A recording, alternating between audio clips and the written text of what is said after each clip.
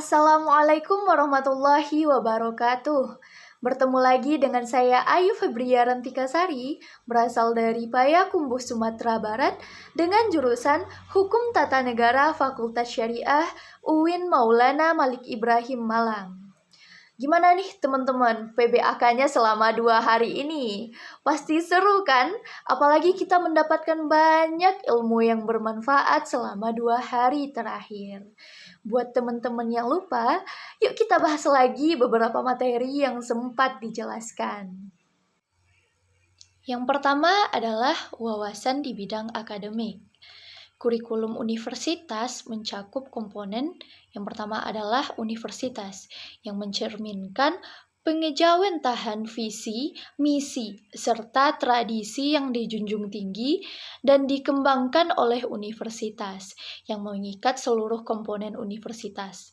Dan yang kedua adalah fakultas, yang mencerminkan bidang ilmu yang dikembangkan oleh fakultas.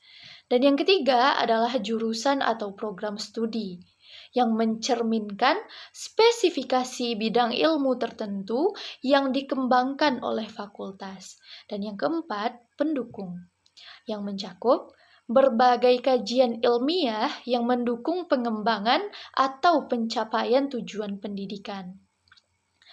Isi kurikulum adalah seperangkat mata kuliah, seperangkat kajian ilmiah, dan seperangkat pengalaman belajar tertentu yang ditetapkan oleh fakultas yang diorganisasikan sedemikian rupa sehingga menjamin tercapainya tujuan universitas, fakultas, jurusan, atau program studi atau konsentrasi serta tujuan lain yang dipandang penting.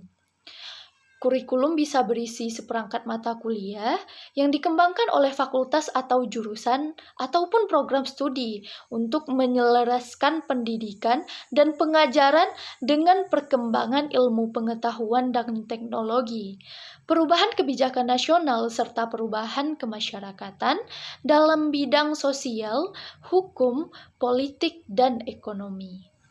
Seperangkat mata kuliah yang ditetapkan untuk merealisasikan tujuan-tujuan universitas dikelompokkan menjadi mata kuliah pengembangan kepribadian atau MPK, mata kuliah keilmuan dan keterampilan atau MKK, mata kuliah keahlian berkarya atau MKB, mata kuliah perilaku berkarya atau MPB, dan mata kuliah berkehidupan bermasyarakat atau MBB. Perubahan isi kurikulum kelompok MPK ditetapkan oleh rektor. Perubahan isi kurikulum kelompok MKK, MKB, MPB, dan MBB ditetapkan oleh dekan. Perubahan kurikulum disesuaikan dengan perkembangan ilmu pengetahuan dan teknologi, tuntutan masyarakat, dan stakeholder. Jika ada mahasiswa yang tidak lulus suatu mata kuliah pada kurikulum lama, maka akan diberlakukan sistem konversi atau diadakan kelas khusus jika jumlah peserta minimal 10 orang. Rencana Indeks Pengembangan UIN Maulana Malik Ibrahim Malang menunjukkan bahwasanya UIN Malang ini sedang dalam tahap proses meraih gelar atau pengakuan internasional. Dukungan yang didapat diantaranya memiliki jumlah mahasiswa luar negeri dari 43 negara dan kurikulum bertaraf internasional. Materi kedua adalah wawasan bidang kerjasama dan pengembangan kelembagaan. Bagian kerjasama dan kelembagaan UIN Maulana Malik Ibrahim Malang memiliki tugas melaksanakan penyiapan administrasi kerjasama dan pengembangan lembaga melalui program pengembangan kerjasama untuk meningkatkan kinerja program pendidikan tinggi. Mengelola administrasi rintisan kerjasama dan pengembangan lembaga melalui observasi terhadap calon mitra kerja, sehingga diketahui kelayakannya dalam pelaksanaan program kerjasama. Yang kedua, mengkoordinir pelaksanaan pengesahan program kerjasama dan pengembangan lembaga melalui penandatanganan naskah kerjasama dengan mitra, sehingga diperoleh persetujuan kerjasama dari pihak universitas dan mitra. Yang ketiga, memfasilitasi pelaksanaan perjanjian kerjasama dengan menyusun petunjuk teknis bersama Unit pelaksana, agar pelaksana kerjasama bisa berjalan sesuai kesepakatan bersama. Yang keempat, melaksanakan monitoring dan evaluasi pelaksanaan kerjasama bersama unit pelaksana kerjasama dan mitra kerjasama dengan merujuk pada faktor kelayakan untuk menjamin tahapan pekerjaan dapat berjalan dengan baik dan mencapai tujuan yang diharapkan. Materi yang ketiga adalah Dewan Eksekutif Mahasiswa. Eksekutif mahasiswa adalah para organisasi mahasiswa yang berfungsi sebagai pelaksana program organisasi kemahasiswaan sebagai lembaga yang akan mengkoordinasikan dan mengkondisikan instruksi pelaksana kegiatan kemahasiswaan di tingkat universitas. Selanjutnya, tugas, wewenang, dan laporan pertanggungjawaban DEMA Universitas. Dewan Eksekutif Mahasiswa atau DEMA adalah organisasi yang berkewajiban untuk melaksanakan ketetapan Senat Mahasiswa atau SEMA Universitas. DEMA Universitas merupakan organisasi eksekutif mahasiswa di tingkat universitas. Status Dewan Eksekutif Mahasiswa atau DEMA Universitas adalah yang pertama, sebagai organisasi yang mengkoordinasikan kegiatan kemahasiswaan tingkat universitas. Yang kedua, subsistem kelembagaan non-struktural tingkat universitas.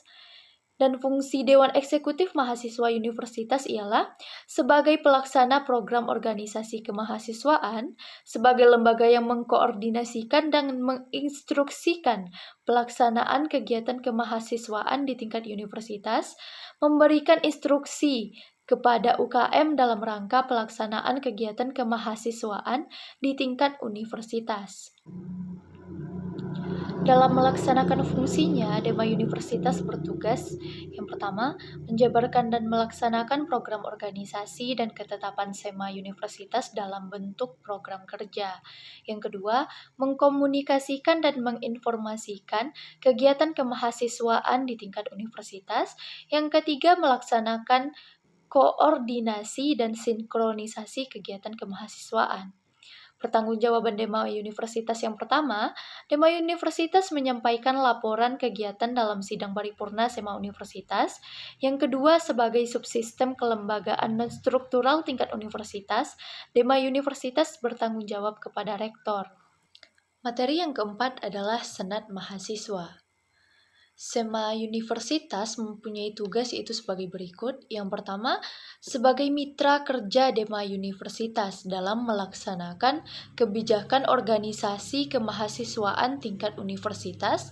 Dan yang kedua, menyerap dan mengkomodir aspirasi mahasiswa dan menyalurkannya pada pihak-pihak yang terkait. Yang ketiga, memperjuangkan hak-hak akademik dan kemahasiswaan. Yang keempat, merumuskan norma-norma dan aturan-aturan dalam pelaksanaan kegiatan kemahasiswaan yang tidak bertentangan dengan aturan yang lebih tinggi.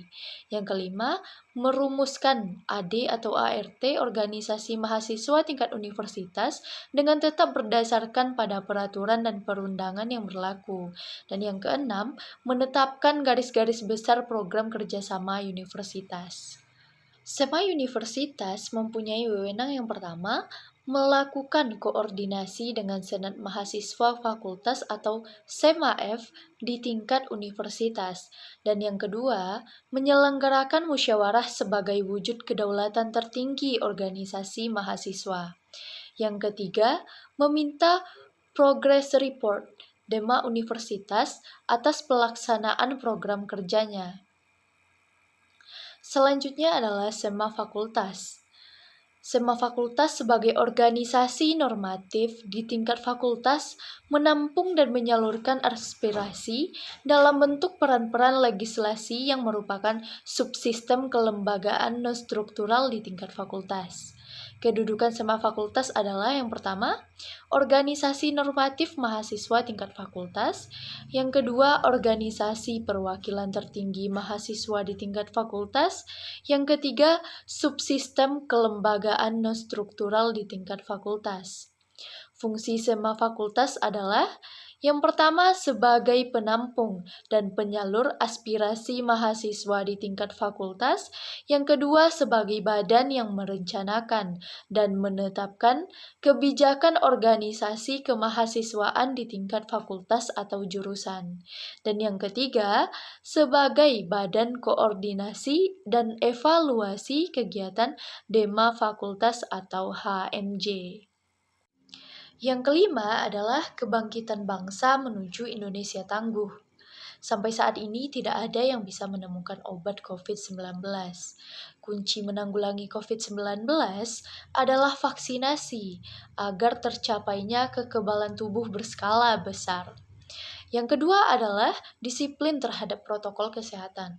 Akan tetapi bangsa Indonesia sangat susah untuk menjalankan protokol kesehatan. Tingkat pemahaman COVID di Indonesia itu rendah. Memakai masker saja susah. Gimana mau sembuh dari COVID?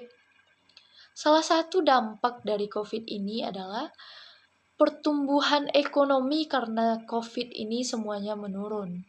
Dan dampak di sektor pendidikan, banyaknya yang putus sekolah dikarenakan anak-anak harus bekerja karena kesulitan atau mengalami kendala ekonomi tadi. Sekarang, kita berada di era digital 4.0 dan akan menuju 5.0, yaitu seperti memakai hologram. Kata pepatah, siapa yang ingin memajukan dunia, dia harus pandai IT. Barang siapa yang tidak bisa menjadi mahir dalam IT, maka akan menjadi budak dunia. 3 kekuatan pengubah dunia ialah kemajuan teknologi, agama, dan pasar. Peran dan peluang UIN di era digital saat ini, yaitu yang pertama sebagai arus utama pengembangan teknologi digital. Yang kedua, link and match dengan sektor industri. Yang ketiga, menjadi kekuatan sosioteknopreneur. Dan yang keempat adalah epicentrum ajaran agama inklusif. Cara menjadi generasi unggul yang pertama adalah keagungan moral dan spiritual. Yang kedua, gandrung ilmu pengetahuan. Yang ketiga, memiliki digital questions. Yang keempat, kesalehan atau kepedulian sosial. Barang siapa yang ingin dunia, maka haruslah dengan ilmu. Barang siapa yang ingin akhirat, maka haruslah dengan ilmu. Dan barang siapa yang ingin keduanya, juga haruslah dengan ilmu. Jadi, kita juga harus mempunyai kecerdasan emosional, tidak hanya kecerdasan digital semata. Yang keenam sekaligus yang terakhir ialah moderasi beragama. Di saat sekarang ini, orang-orang mulai menilai keislaman berdasarkan aksesorisnya. Social labeling seperti Islam liberal, sekuler, pragmatis, modernis, tradisionalis, dan sebagainya. Sedangkan label kontemporer yang viral saat ini adalah Islam moderat dan Islam Nusantara. Apa itu moderasi dalam Islam? Secara etimologi berarti jalan tengah atau middle path, posisi tengah atau keadilan. Dan secara terminologi berarti pemahaman praktek keagamaan yang menjunjung tinggi kesetaraan, keberagaman, dan toleransi dengan berpijak pada prinsip tawazun antara resiko atau logika, teks serta konteks. Dan dasar dari teologi ini adalah Al-Quran Surah Al-Baqarah ayat 143 dan beberapa hadis dalam Sahih Bukhari. Kenapa moderasi penting di Indonesia? Yang pertama, karena karakter Islam sebagai agama rahmatan lil alamin yang menjunjung tinggi keadaban Islam dan harmoni inter dan antar pemeluk beragama. Yang kedua, historitas Islam di Indonesia, di mana Islam masuk ke Indonesia tanpa adanya peperangan atau dengan jalan damai. Yang ketiga, karakter masyarakat Indonesia yang lekat dengan kesantunan dan harmoni. Dan yang keempat adalah ideologi bangsa Pancasila dan moto Bhinneka Tunggal Ika. Isu-isu politik yang terkait dengan Timur Tengah dan politik global, baik secara langsung ataupun tidak, dapat mempengaruhi pemahaman dan sikap keberagaman masyarakat Indonesia, serta mengganggu agenda moderasi Islam seperti konflik Palestina dan Israel, aliansi politik Arab Amerika, dan lain sebagainya. Peran mahasiswa UIN Malang, yang pertama, mahasiswa harus memerankan diri sebagai agent of change dalam menguatkan dan mendiskriminasi agenda moderasi. Yang kedua, mahasiswa harus mengedepankan kepentingan kebangsaan dan keagamaan yang sesuai dengan prinsip moderasi. Dan yang ketiga, mahasiswa UIN harus cerdas, akademik, religius, dan berkebinekaan. Baiklah, sekianlah dari saya. Jika ada salah dan janggal, mohon dimaafkan. Wassalamualaikum warahmatullahi wabarakatuh.